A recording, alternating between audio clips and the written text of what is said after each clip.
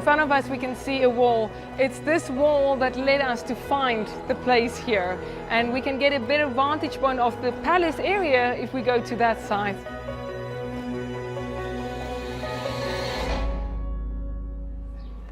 When you see the size of the walls, you can imagine how difficult that must have been for people to try to come and capture the city. And you understand why David would have sent Joab up through the water shaft to get inside. Correct. If you go down, this even go down more to the Kidron Valley over there, and that's why the city was so difficult to take.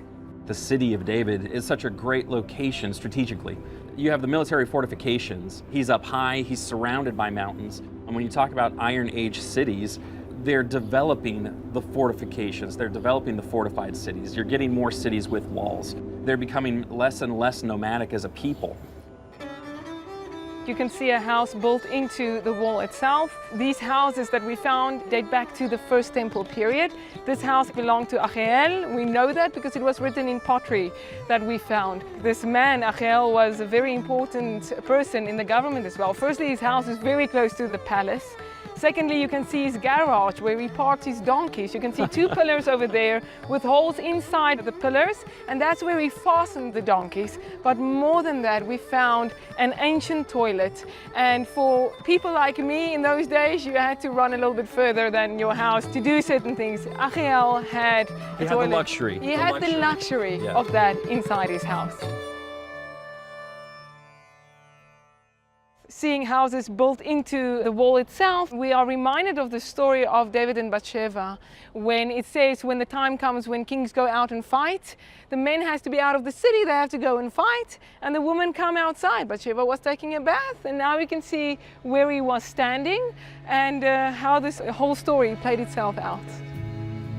Talking about David and Bathsheba is a hard thing to do. When you contrast David with Saul, he's just so starkly different. He's so much closer to God. He's the one described as the man after God's own heart. And then you get this incident where he chooses to take another man's wife to the point that to cover it up, he's willing to send that man into battle and have everyone step back so that he dies.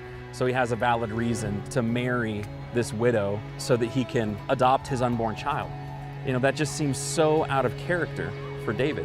But the truth is, it highlights that he was a real man and he made mistakes. In many ways, he's more relatable. He also repented of those things. There were real-life consequences. When he was confronted, as opposed to Saul, he repents and he responds. He doesn't make excuses. He takes responsibility. He's such a model for how to respond when your sin catches you and when you're found out.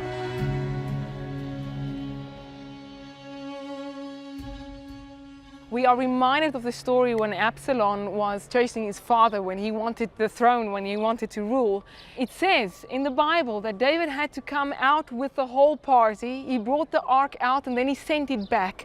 And they walked through the valley over there and he went up the Mount of Olives. If you look across from where we're standing in the village over there, in the bedrock you can see that there are tombs. We know that that was an ancient cemetery. So, what do we put together here? David writes in Psalm 23, even though I walk through the valley of the shadow of death, I will fear no evil, because your rod and your staff, they will protect me. We also spoke about the hills surrounding Jerusalem. Where we're standing, you can see how the hills surround Jerusalem, and that he wrote, as the hills surround Jerusalem, so God surrounds his people.